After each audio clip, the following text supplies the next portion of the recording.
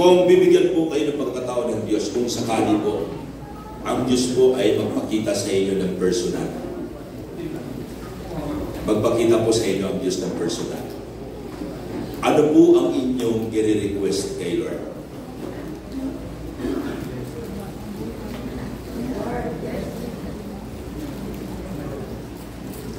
Kung si Lord po personal na magpakita sa iyo, ano ang iyong hihilingin kay Lord?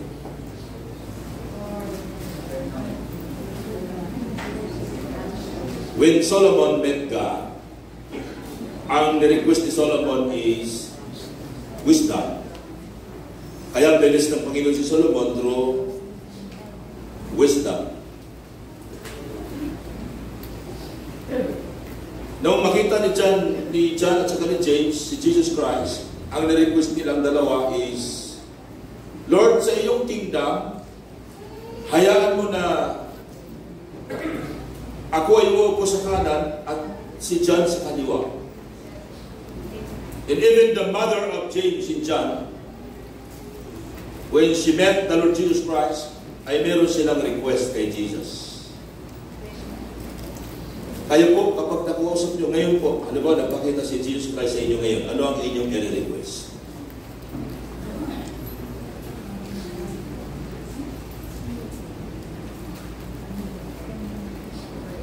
Ang iba, Lord, gusto kong mag-asawa kami. Meron ba mag-request ng gano'n? Kababalo ko lang, Lord, gusto kong magkaapaw. Ang iba naman, Lord, gusto kong magkaanak pa. Ano ang inyong request kay Lord? Si Jacob, ang kanyang request kay Lord ay blessing. Amen po ba? Amen po? When Jacob was being requested by God during the time that he met by God, in the presence of God, ang kanyang request ay blessing. Now, this morning, ating po pag-aaralan yung po, God is the God of favor. Ang Diyos po ay Diyos ng nagbibigay ng pabor. Amen ba mga kapatid? Siya'y nagbibigay ng pabor sa kanyang mga anak. Ang background po nitong ating binasang text ay from verse 1 hanggang verse 21, mayroon po nangyaring matindi dyan. Ito kasi si Jacob at si Esau ay magkambal po yan, magkapatid. Parang si kapatid na aminin. Si Tom at saka si Tim. Si Jacob naman at saka si Esau, magkapatid silang dalawa. Ang problema, pumasok sa family. Si Jacob ay paborito ng nanay. Marahil kamukha siya ng nanay. Si Esau ay kamukha or paborito ni Isaac. Sa panahon na yon ay malabo na ang mata ni Isaac. Nanlalabo ang mata ni Isaac at naisahan siya ng kanyang wife. Kasi paborito ng wife ni Isaac ang anak niyang si Jacob, bagamat ito'y kambal, may kanya-kanyang paborito kapatid. Mahalaga sa kanila yung rights ng pagkapanganay. Kasi pagpanganay ka, andun agad ang blessing sa iyo ng Diyos kapatid. So pagpanganay, nandun agad ang karapatan, ang rights. Noong panahon na i-bless na ni Isaac si Esau bilang panganay, kasi si Esau talaga ang panganay eh. Noong i-bless na ng Lord si Esau kapatid ni Isaac, inasigitan ngayon ni Jacob. Dinamitan si Jacob ngayon kapatid ng kanyang nanay ng mabalahibong damit. Paborito po ni Isaac yung pong may tukpat baboy ba yun? Yung kanyang paborito ay parang goto yata, yung paborito niya. Lugaw ang paborito ni Isaac. Aba, nagdala si Jacob ng lugaw at ang nagluto doon ay ang nanay. Ito, paborito to ng father mo. Dalhin mo yan para ikaw ang may bless. kinakapakapapan ni Isaac si Esau eh. Kasi ang palatandaan kay Esau ay mayroon po siyang balbon. Mabalbon po siya, mabalayo po siya. Na makapan ni Isaac ay ito na yung anak ko. Binitawan po ang blessing, hindi napunta kay Esau, napunta po kay Jacob. Nang malaman ni Esau ito, kapatid, grabe ang galit ni Esau. At naghiwalay po sila ng landas, mga kapatid. Sobrang galit at gusto na pong patayin ni Esau si Jacob. Sa panahon na yun, sila po may mga anak na, matagal na sila magkahiwalay, sila po may mga anak na, mayroon pong 11 children si Jacob at mayroon pong 2 asawa. Baka dito yung mga lalaki nagbabalak mag-asawa ulit at dubli ng asawa, baka gayahin si Jacob. Pastor, si Jacob nga, 2 asawa. O, tingnan niyo po ang verse 22. The same night, he arose and took his 2 wives, his 2 female servants, and his 11 children, and crossed the ford of the Jabbok. Mga kapatid, ilan ang asawa ni Jacob? 2. Kultura po ng Israel na pwede mag-asawa ng marami. Kultura po ng Israel. Hindi po ng mga Pilipino. Kaya nga si Abraham, pinayagan siya ni... Sino asawa ni Abraham? Si Sarah. Pinayagan siya na sumiting siya doon sa katulong para magkaanak. Hindi po pwede sa mga Pilipino yan. Hindi ka pa nagpapaalam, papatayin ka na eh. Subukan mo magpaalam ngayon, Pastor Edmar.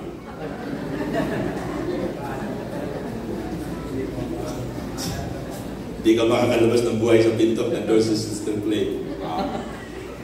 Yung kasi may purpose po ang Diyos doon, kapatid. May purpose ang Panginoon. Bakit inaalaw ng Lord na Israel ay mag-asawa po ng marami? Sabagat ang bansang Israel po, kukunti ang kanilang lahi. Mga kapatid. At kultura po nila yan.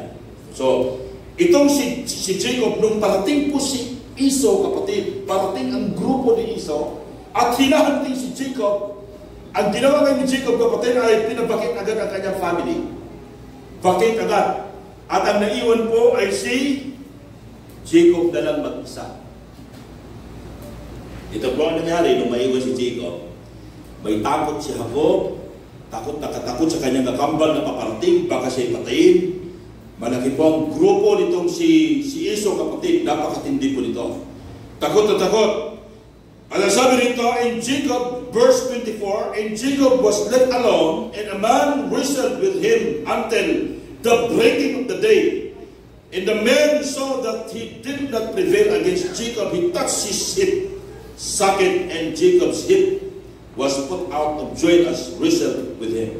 Habang naiwan si Jacob, mga kapatid, at nag-iisa, mayroong dumating na isang tao na nakipag-wrestling kay Jacob. Hindi po si Esau yun. Ang nakipag-wrestling kay Jacob ay ang Diyos mismo, kapatid. Ang Diyos po na kumakatawang tao. Ang tawag po niya sa theology, kapag nag-aral po kayo ng theology, ang tawag po niya ay anthropomorphism. Ang author gumamit po ng anthropomorphism ng kasangkapan. Ang Diyos ay gumagamit ng kasangkapan para siya po ay maipakita niya ang kanyang presensya sa tao. Yung kanyang personality na ipakita niya sa tao. Sometimes, mababasa niyo po sa Old Testament, kapatid, yung pong angel of God. Angel of God nagpakita kay Abraham. Tapos makikita mo parang Diyos na yung nangusap. Ang tawag po doon ay anthropomorphism. Ang Diyos po talaga yon. Kaya nang gumamit po ng angel of God at gumamit po ng tao para maipakita niya at maipahayag niya ang kanyang presensya. Kaya dito nag-appear po ang Diyos dito bilang isang kahawig, kamukha ng isang tao. Anong ginawa po nitong taong ito? Itong Diyos na ito, kapatid, nakipag-wrestling, magdamag kay Jacob. Kaya hindi po basta-basta ang naranasan ni Jacob, kapatid. Hindi pa dumating si Esau. Naunahan si Esau ng Diyos, kapatid, at nakipag-wrestling ang Diyos kay Jacob. Matindi yung pagkapalibalintong nila, kapatid. Imagine niyo po, mula gabi hanggang madaling araw, nakipag-wrestling si Jacob sa Diyos, kapatid, na nasa katauhang tao. O gaano kalakas itong ka-wrestling ni Jacob, kapatid. Kaya na niyo po, sa presence ng Lord, hindi po pwede yung puro lang para asarap na pakiramdam, pastor, sa presence ng Lord. In the presence of God, there is joy, yes. But sa panahon ni Jacob, kapatid, itong nakipag-wrestling ang Diyos kay Jacob, ay hindi po joy ang naramdaman ni Jacob, kapatid. Matindi pong pakikipag-wrestling, pakikipag-bulong.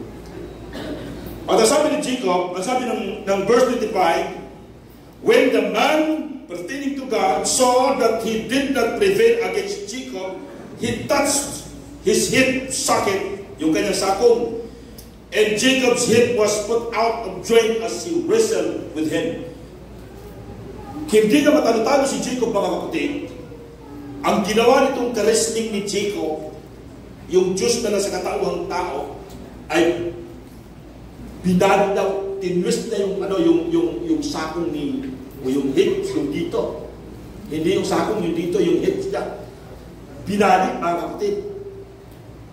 Nung binali gano'n, talagang higit pa sa na-arthritis si Jacob, mga kapatid. Matinding wrestling ang nangyari sa kanilang dalawa. Matinding wrestling. Now, anong nangyari? Verse 26. Then he said, let me go, for the day has broken. But Jacob said, I will not let you go unless you bless me. Na-discern ni Jacob, mga kapatid, na ang kanyang ka-wrestling ay ang Diyos mismo. Na-discern ni Jacob na ang kanyang ka-wrestling ang Diyos mismo. Sabi ng Diyos, bitawan mo ako kasi magpapadaling araw na. Sisikat ng araw, bitawan mo ako. Sabi ni Jacob, hindi kita bibitawan hanggat hindi mo ako pagpapalangin. Wow.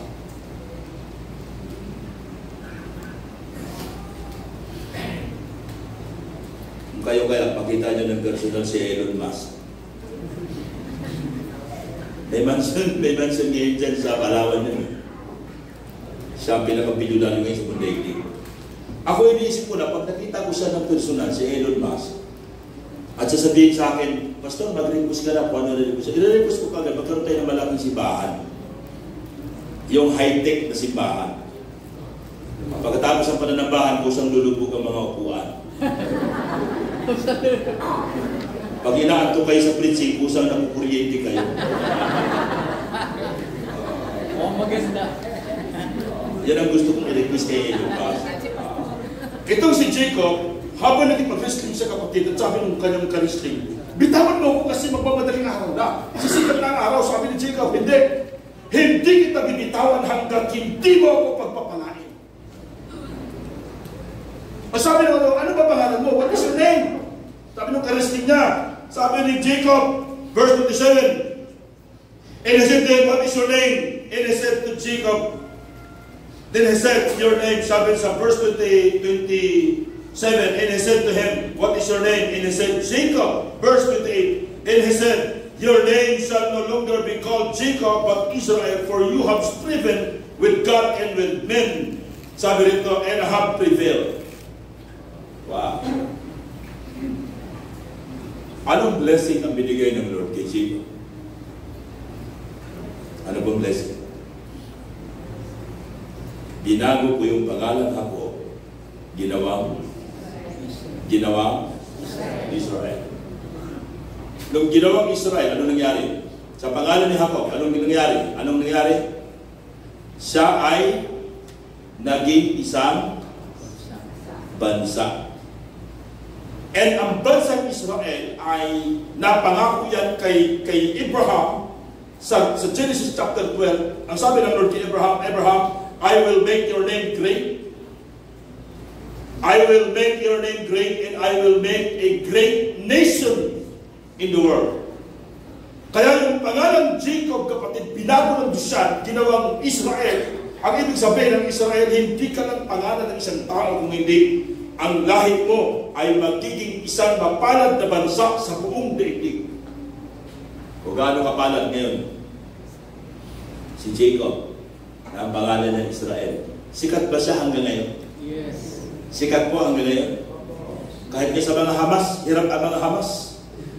Kaya alam niyo po, talagang walang makakatalo dyan sa Israel.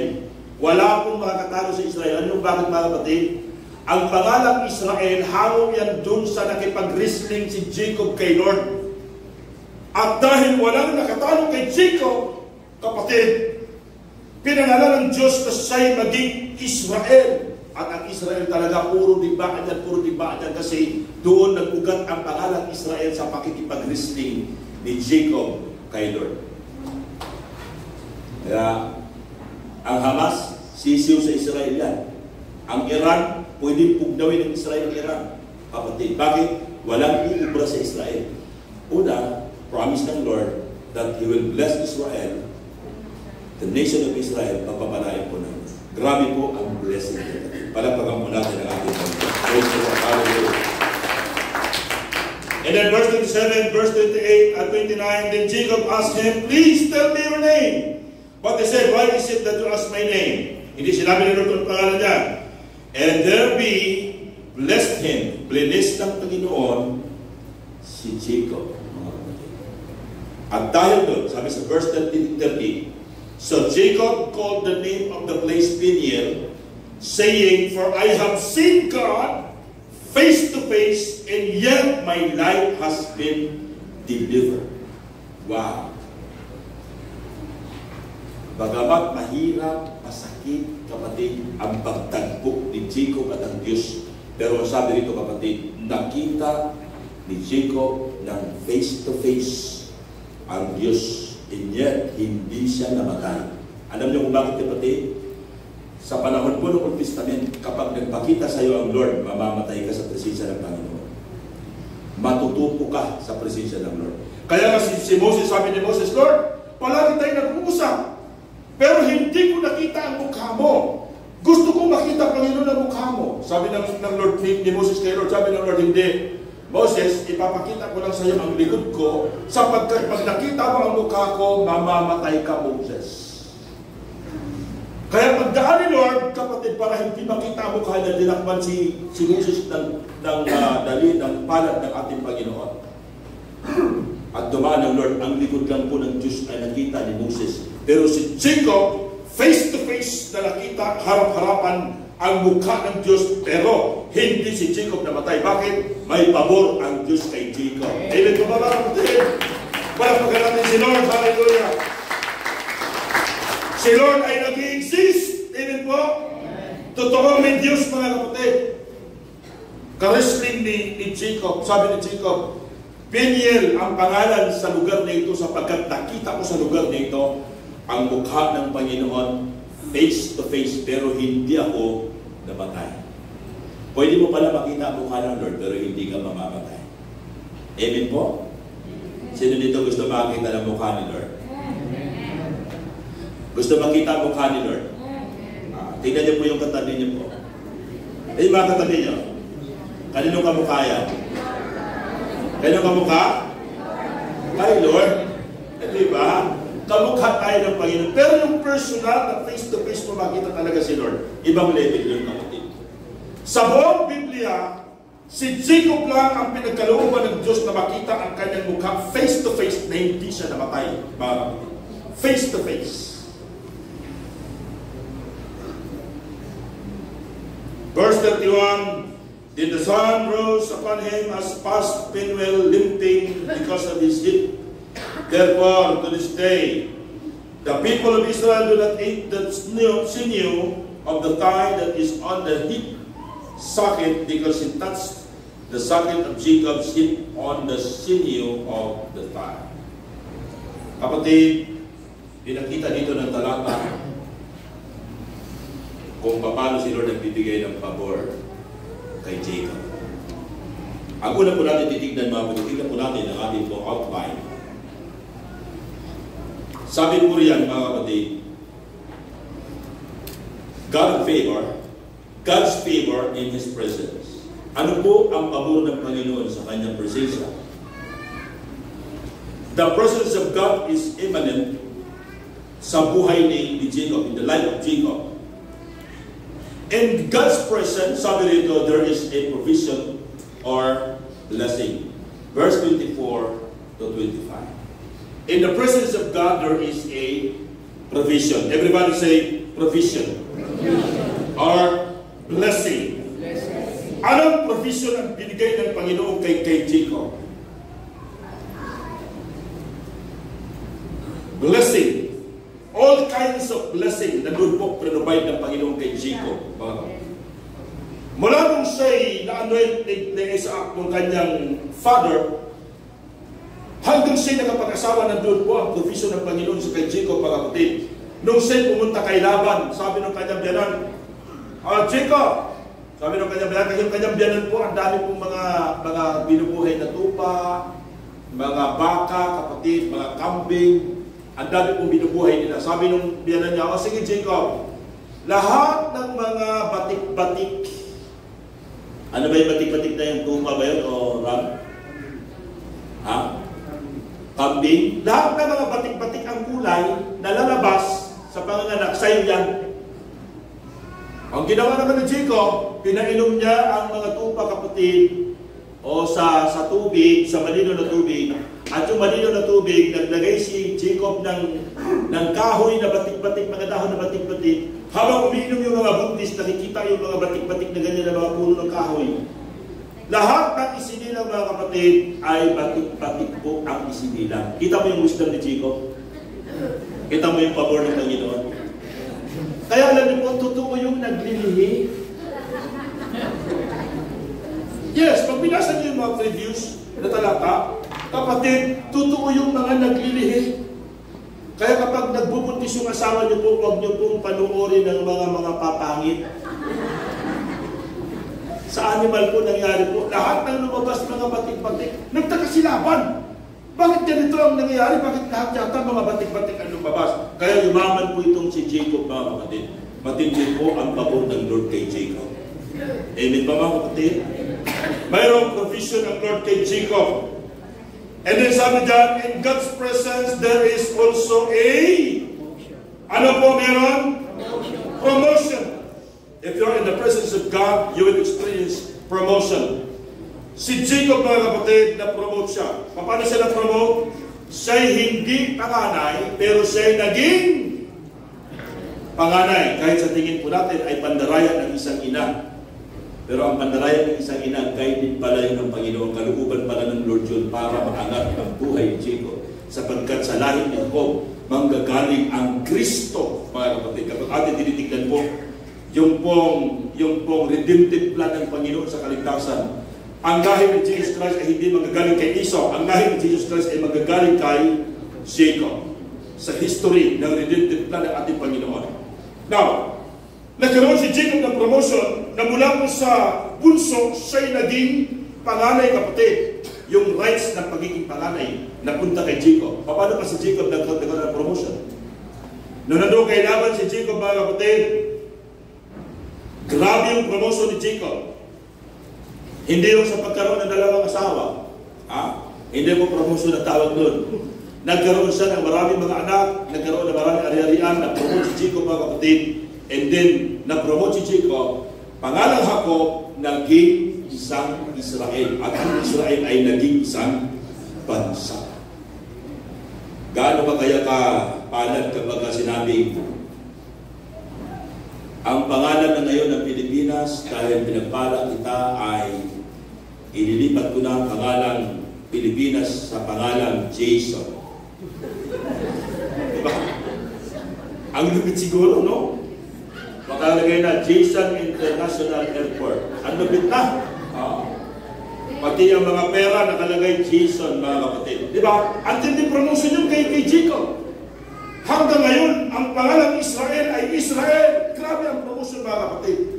In God's presence, there is a provision in God's presence, there is a promotion. At ang pangatlo kapatid, verse 26 to 30, in God's presence, there is also a, ano po?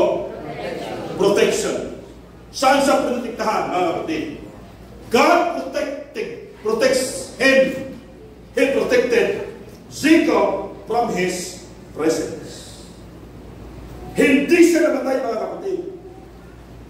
Mga high priest na, pag pumasok sa church, sa Holy of Holy, sa templo, kapatid, pag yung dala-dala niyang offering ay hindi tama, at hindi tama ang buhay ng mga tao sa labas, at siya may kasalanan, mamamatay agad ang high priest doon sa Holy of Holies. Because of the presence of God, yung Shekinah glory na bumababa ko sa Holy of Holies. Now, si Jacob, face to face, nakita niya ang mukha ng Panginoon, pero si Jacob ay hindi namatay. Bakit? Benediction na siya ng ating Panginoon. Amen po? And then, pang huli kapatid, si Jacob ay nagkaroon ng protection from God sa kanyang kapatid na si Esau. Nung magkita na sila kapatid, malayo pa lang. Matapos ma-meet ng ni Jacob ang Diyos kapatid, matapos silang nagtagpo ng Diyos, kinabukasan, parating si Esau, nawala ang takot ni Jacob. Nawala ang takot ni Jacob. Nawala yung kanyang agam-agam. Nakita niya ang kanyang kapatid, yung galit, mga kapatid, ni Esau na palitan ng forgiveness. At niyakap ni Esau yung kanyang kapatid, at ang dalawa po ay nagkapatid. Kaya sa presence ng Panginoon also, there is a forgiveness, may protection, may pag-ibig. Amen po ba mga kapatid? Palapagan po natin ang ating in God's presence, there is a provision, promotion, and protection. In our life application, mga kapatid, sabi nito, you have to remain in the presence of God and you will receive His blessing and favor, and of favor. Then he said, let me go, for the day has broken. But Jacob said, I will not let you go unless you bless me. Paano ba natin maranasan yung provision, protection, kapatid? Paano mo maranasan yung blessing ng ating Panginoon? Para kay Jacob, hindi ako bibitaw kay Lord. Amen po? Sino ba may-ari ng lahat ng bagay? Sino ba may-ari? Sino gustong imaman? Amen.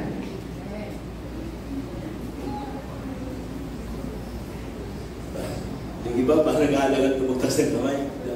Sino nag-desire na sila yumaman? Nag-desire.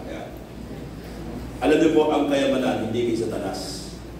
Nambablab lang sa Satanas sa Matthew chapter 4. Ang sabi ni Satan, nakita mo bang lahat ng iyan, Jesus? Ibibigay kong lahat dyan kung magpapatira pa ka sa akin. Pero nambablab lang siya. Kasi ang may-ari ng langit at ng lupa, He created all things visible and invisible, ang Diyos mismo, mga kapatid. Kaya para kay Jacob, isa lang mangyari sa buhay ko ito, para kay Jacob, hindi kita bibitawan, Lord, hanggat hindi mo ako pinagpalak sa araw na ito.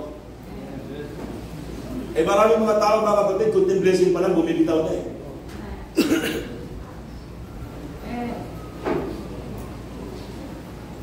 Ayaw ng hirap sa buhay. May hirap talaga. Bago mo makuha ang pagpapala, mayroon talagang hirap. Amen po ba?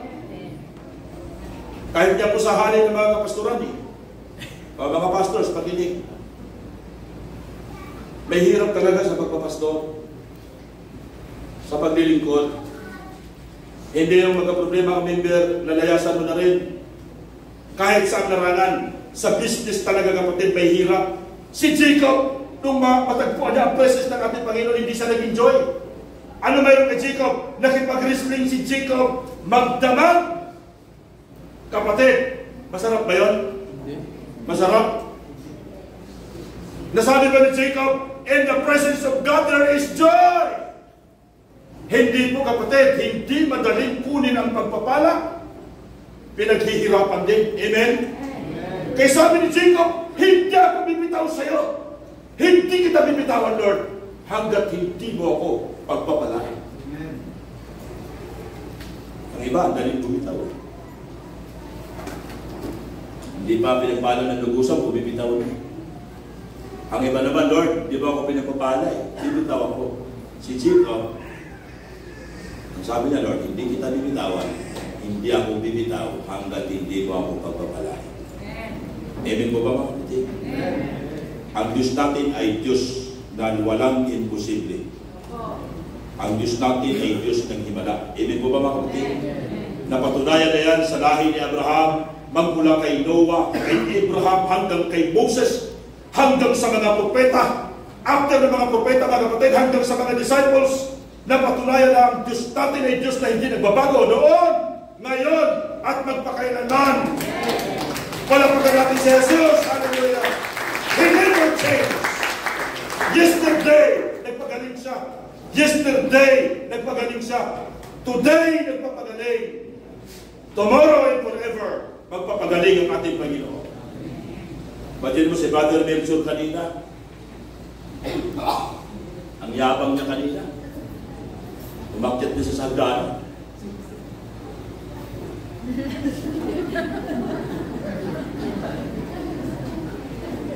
Nakita ko, sabi ko, yabang mo. Sir. O dati, nakay-akay ang kapatid. Sabi ko, simula na yan, magaling siya ng Panginoon. Pabati niya ng healing service. Amen po ba? Binabadayo niya ng Lord ang blessing, ang mga pagpapala, ang himala, kapatid. Pero pag bumitaw ka kay Lord, kapatid, hindi mo maranasan ang blessing ng pagpapala. Yes, sa lahat ng aspeto sa buhay ng tao, may mga pagsubok talaga.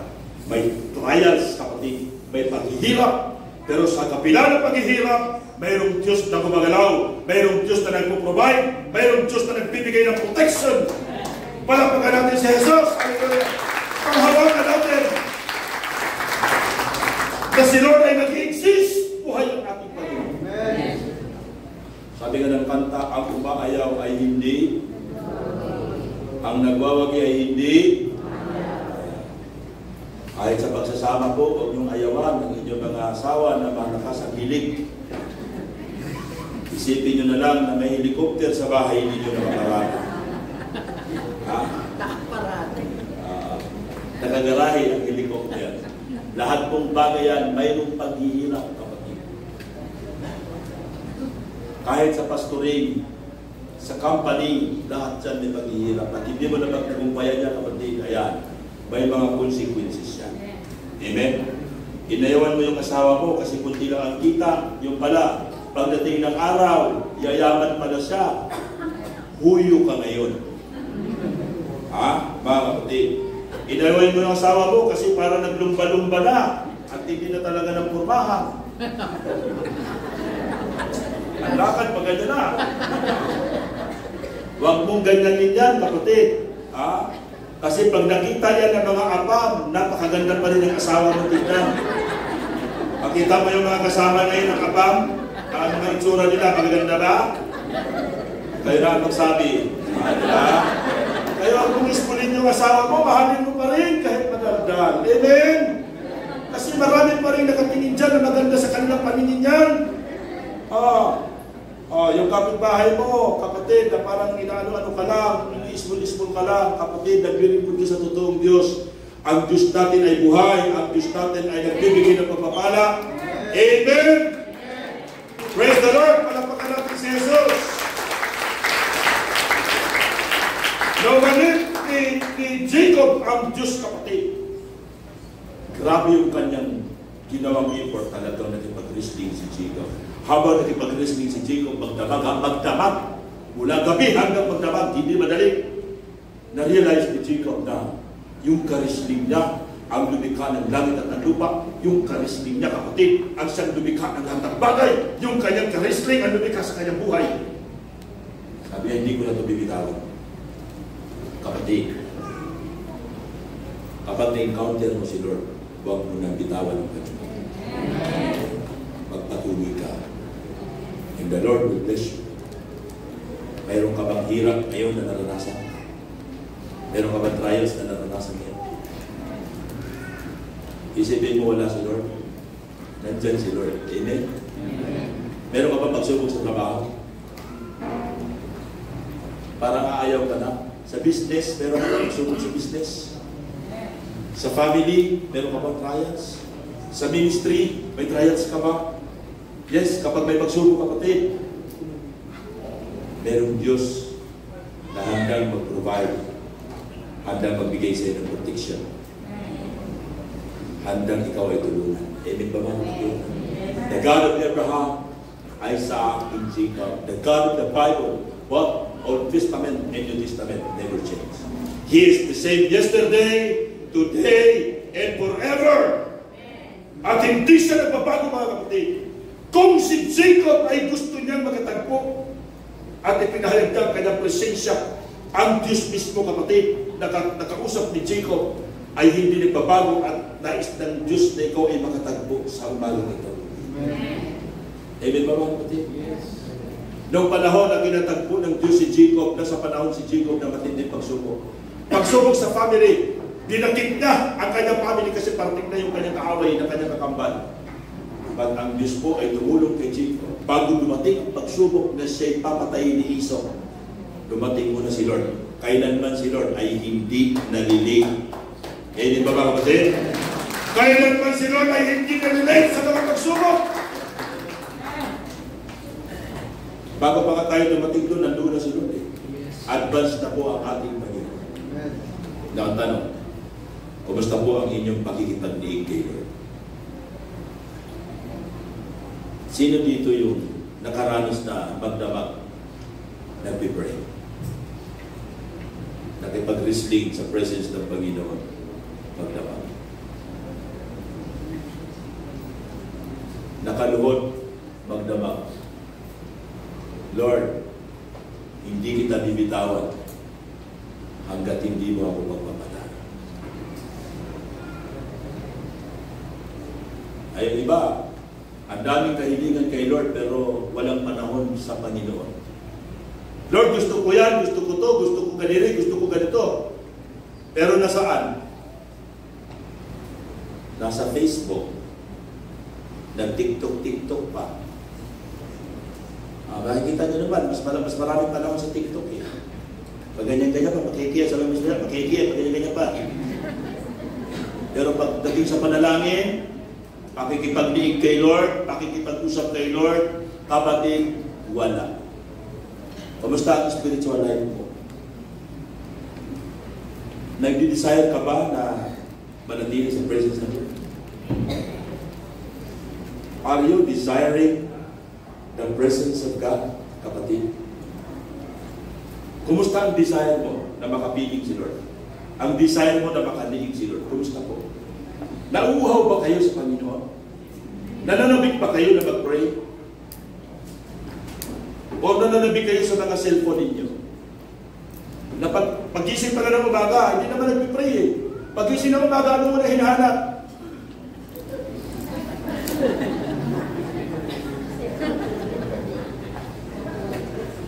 Tama ba?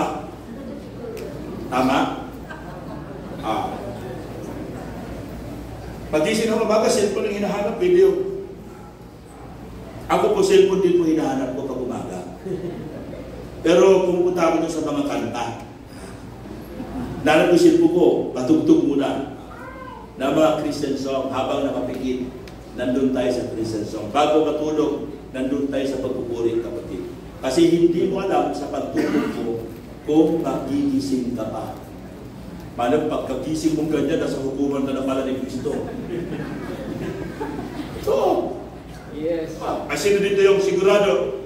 Sigurado ka na desisyon mong matulog. Yes. Sabi nga ng Facebook, nakita ko doon sa caption eh.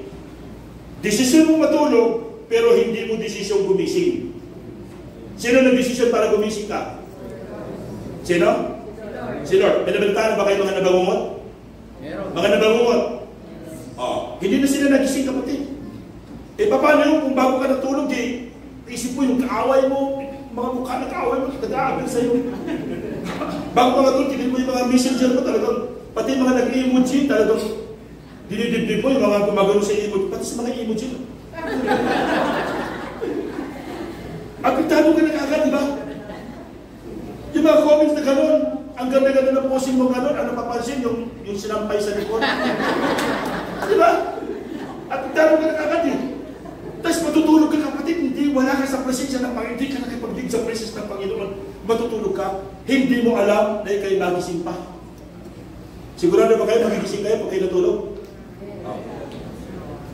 Kapag gising mo ganda sa hukuman ka ng pala ni Kristo, hanapin mo pa ba cellphone mo ron? Lord, lubat ako. Lubat ako kayo, cellphone ko, lubat Lord. Wala na. Eh mga kapatid, kita mo si Jacob.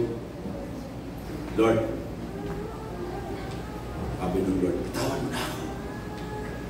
Bitawan mo na ako. Magmamadaling araw, nasa sikat ng araw. Sabi ni Jacob, hindi kita bibitawan, Lord, hanggat hindi mo pinawasakin ang blessing. Kapatid, don't ever give up. Magkaroon kayo ng staying power. Yung panahon na ayaw ka na, yung pala yung panahon, kapatid, na nandiyan na ang blessing. Isang hakbang ka lang, nandoon na ang blessing. Tapos umayaw ka pa. Wow! Masasabi mo siguro sa mga kasama mo na hindi umayaw, Lord, sana all. Eh, paano sisigaw ni Jesus, sana all? Bumitaw ka! Kaya kasi Brother Melchor, iyak-iyak, tumawag sa akin. Ano nangyari bro? Bakit bro? Gusto ko na mamatay. Sabi ko bro, hindi mo katapusan yan. Gagaling ka! Tinan mo ngayon, naglalakad na si Brother Melchor.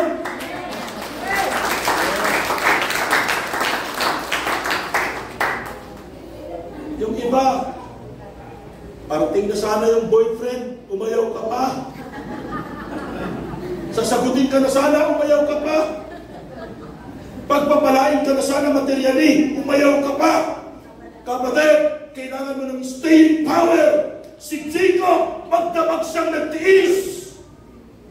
Nakipag-wrestling sa Diyos, kapatid, bago niya nakuha ang blessing ng ating Panginoon. Pag-isabi sa katabi mo, don't ever give up. Stay in the presence of God. And the Lord will give you provision, protection, blessing. Amen ba mga kapatid? Palapakan po natin ang ating Kristo. Hallelujah. Glory to your name, Jesus. My beloved brothers and sisters, the Bible tells us that in the presence of God there is a provision, blessing. In the presence of God there is a promotion, and there is a protection. Because God, He is the God of Abraham, Jacob, and Isaac. He is the God of blessing. He blessed Jacob and his descendants. He is the God of deliverance. He delivered Jacob from his prison. Jacob did not die in God's presence. God exists. He existed. He came from everlasting to everlasting. He is the owner and the author of life.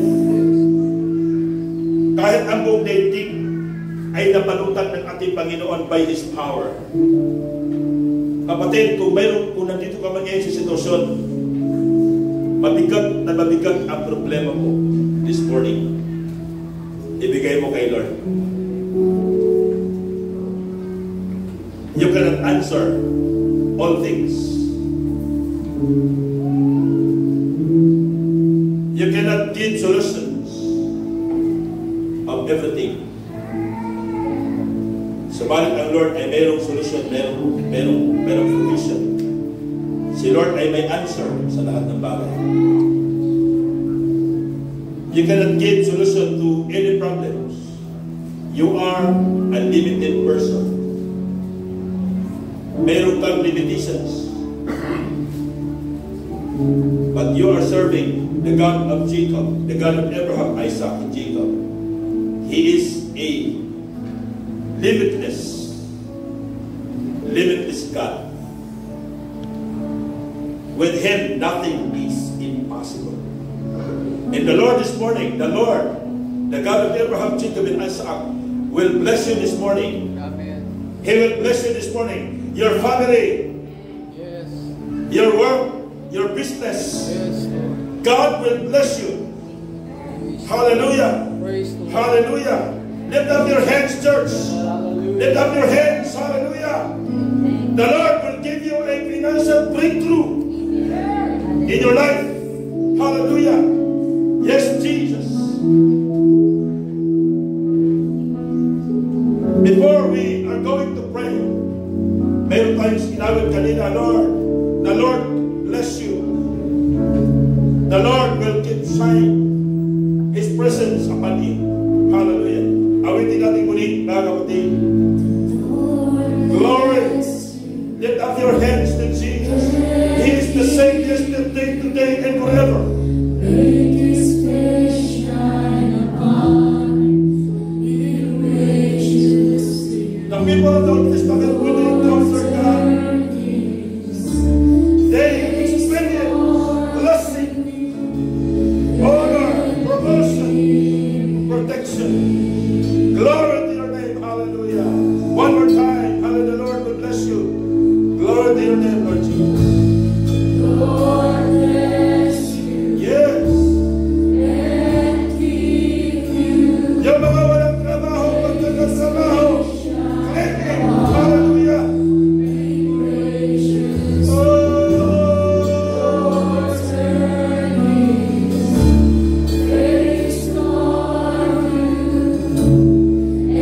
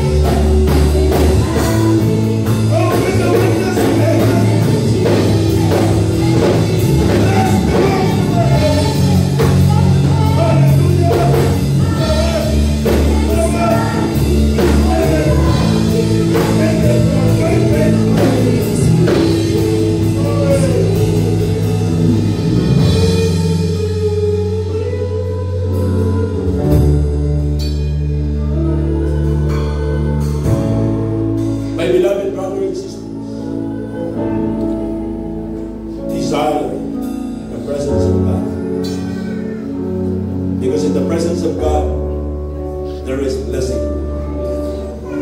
There is peace. And of course, there is joy.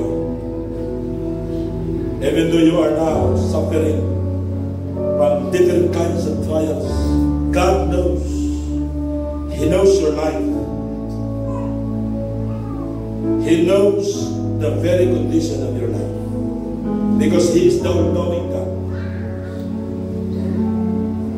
Sabi naman ng kasulatan, kahit bilang ng buhok mo, bilang ni Kristo. Yes.